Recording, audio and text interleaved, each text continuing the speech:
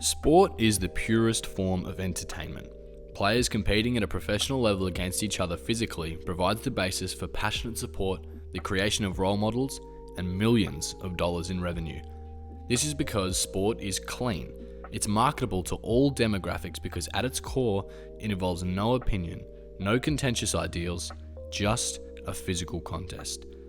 And it's for this very reason that when sport breaks this mold, it's so captivating. When there are politics, scandals, and controversies in sport, the world takes notice. Salary cap issues, players in off-field trouble, and the biggest sin of all, performance-enhancing drugs. Inherent in sporting competition is the ideal that the contest is always fair, and the victors are crowned as such due to their superiority, tactically and physically.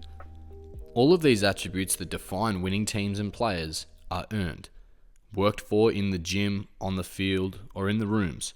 So when players break that code and gain an unfair advantage thanks to chemical science, it's obviously pretty frowned upon. And in the world of the AFL, there's no scandal quite as infamous as the Essendon Bombers supplement saga of the 2010s. In late 2010, Essendon's golden boy James Hird took the coaching helm from Matthew Knights in a move destined to happen and welcomed by fans. Alongside him on the coaching panel, former Geelong coach Mark Thompson, who brought along with him Dean Robinson, who was a performance coach at Geelong. Dean Robinson introduced the club to a now infamous sports scientist, Stephen Dank. In September 2011, Essendon hired Robinson and Dank to operate the high performance program, including a supplements regime designed to aid player recovery. Now, there's nothing illegal about a supplements program. Many clubs have them, and it was the Bombers board who believed that they were behind the eight ball with regards to scientific advancements in the AFL world. The intent was merely to assist the Essendon players in recovering from heavier training loads and be ready for the weekend's play. The 2012 supplements consisted of AOD 9604, which is an anti-obesity drug, colostrum, used as a protein substitute, tribulus, an unproven testosterone boost, and a substance described on forms only as thymosin. These came in the forms of injections, pills, and drips, and were typically administered as a part of the training schedule over the road from the Bombers' facilities at Windy Hill. In addition, players were given supplements during a Queensland trip, and in April of 2012, the players went to a South Yarra clinic under club instruction and received 112 injections of what was listed merely as amino acids. Early into the 2012 program, club doctor Bruce Reid raised concerns about the mystery surrounding what the players were being given. Reid had been the club doctor for many years, but was largely kept in the dark regarding the program by both Dank and Robinson, as they believed he wouldn't be on board with the new age science. The substances being administered were never descriptively labelled, which Reid took issue with, but he was heavily lent on by the club to give his consent, as Essendon believed in Dank's work. Reid wrote a letter to the club detailing his suspicion of Dank's practices, citing that the club didn't actually have clear information about exactly what was being administered. The injections were labelled as simplified versions of themselves. Reid's contention was that the only plausible reason for this lack of detail was that the supplements were either unproven or unethical. At this time, the only fear for the Bombers was that it may be a bad look for the club in the media. The club elected that express approval would be required from Reid in the future prior to the administering of anything to the players. After this agreement, Dank seemingly became even less transparent, administering injections without consent of Reid while seemingly informing the players that it was all club approved. It was this disconnect between the administration and the playing group that ultimately led to an order for Dank to cease the program in May of 2012. Although later evidence suggested that injections were still being administered as late as July. The ability of Dank to continue without the players being aware the program was supposed to have been ceased is baffling, and how the administration and James Hird were seemingly unaware, equally confusing. Now, here's where it gets interesting. A main contention in support for the Bombers is that whatever happened during Dank's program did not work, as the Dons missed the finals in 2012, and that it was merely one madman with the keys to the club. But eerily, by the end of May, where Dank was told to drop the program, Essendon were 8-1, sitting second.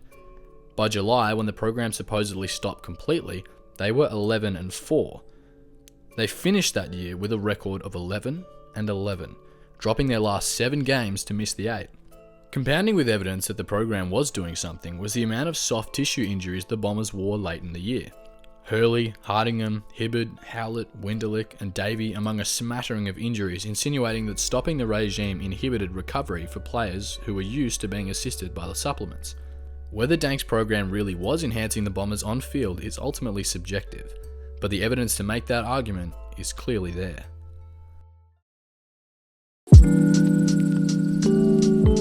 On the 5th of February 2013, Essendon reported itself to the AFL and the Australian Sports Anti-Doping Authority, or ASADA, with regards to Dank's program.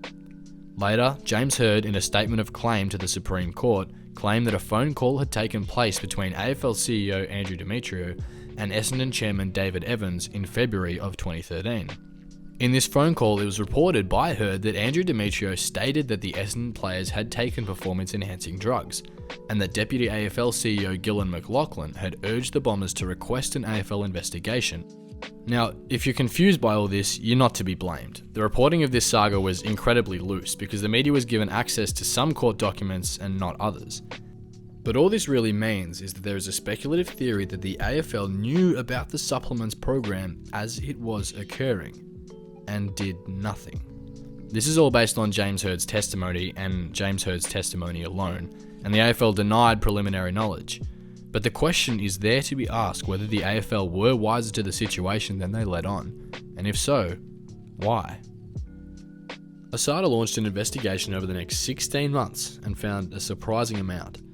First discovered was the use of AOD 9604, which at the time was not directly illegal according to the World Anti-Doping Code, but was also not approved for human use and therefore was considered a banned substance following the investigation. Interesting to note is that at the time, ASADA were also investigating the Cronulla Sharks for the use of supplements, and a key detail emerged from this investigation, now close to its conclusion. Employed as a sports scientist at the Sharks in 2011 was none other than Stephen Dank.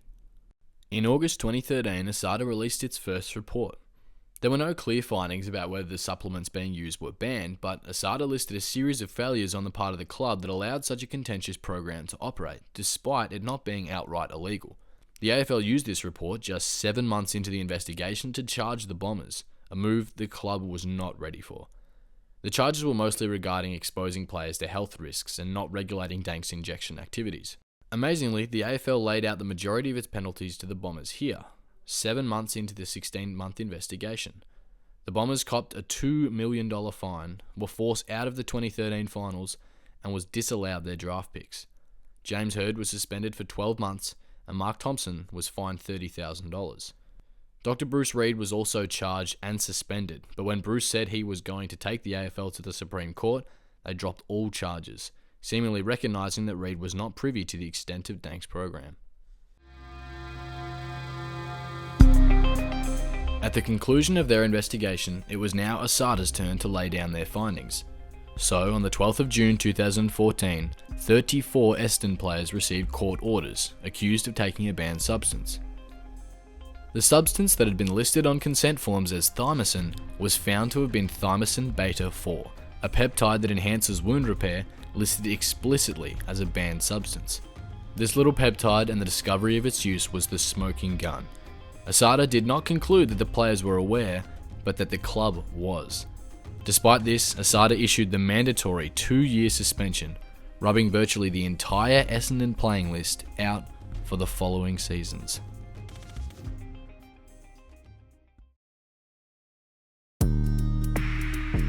Along the way, Essendon mounted a series of appeals to various bodies, attempting to contest the treatment of the investigation more so than the findings. As mentioned previously, James Hird mounted a challenge in 2013 to the Supreme Court, claiming the investigation was a breach of due process, and certain portions of the investigation that were released were designed to hurt Hird's reputation. Essentially, his personal beef with ASADA was that they were framing him as the primary villain of the saga. He lost that bid and in the process, a lot of legal costs. Keep in mind that this appeal was following ASADA's first report, and before they had discovered that the peptides the club were taking were banned.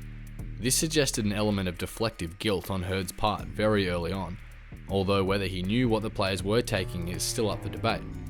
Following ASADA's second report in 2014 alleging that the players were taking the explicitly banned thymosin peptide, the club itself launched a separate court appeal, their claim being that the alliance that was formed between ASADA and the AFL was unlawful. Essentially, ASADA compelled Bombers players and officials to be interviewed during the investigation. Essendon argued that while the AFL possessed the power to force players to be interviewed, ASADA did not, and therefore the investigation was unlawful. But 3 months later, the federal court ruled that ASADA acted lawfully, and that the players were to serve their suspension. By way of conclusion, in my view, ASADA complied with the rule of law in establishing and conducting, in the manner and for the purposes it did, the investigation. The Essendon administration did not appeal this decision, but Hurd, acting alone, decided to appeal again, most likely losing his job in the process. But he didn't lose his job. But neither did his appeal work, finally submitting to the proceeding after over a year of court battles. So now this might seem pretty cut and dry. ASADA handed down its suspensions and the players served them, right? Well, not quite. This story still has many twists and turns yet to come, and in part 2 of this saga, a look into the AFL tribunal's handling, the final decisions, and how Essendon managed to get themselves out of this hole and become a competitive side once again.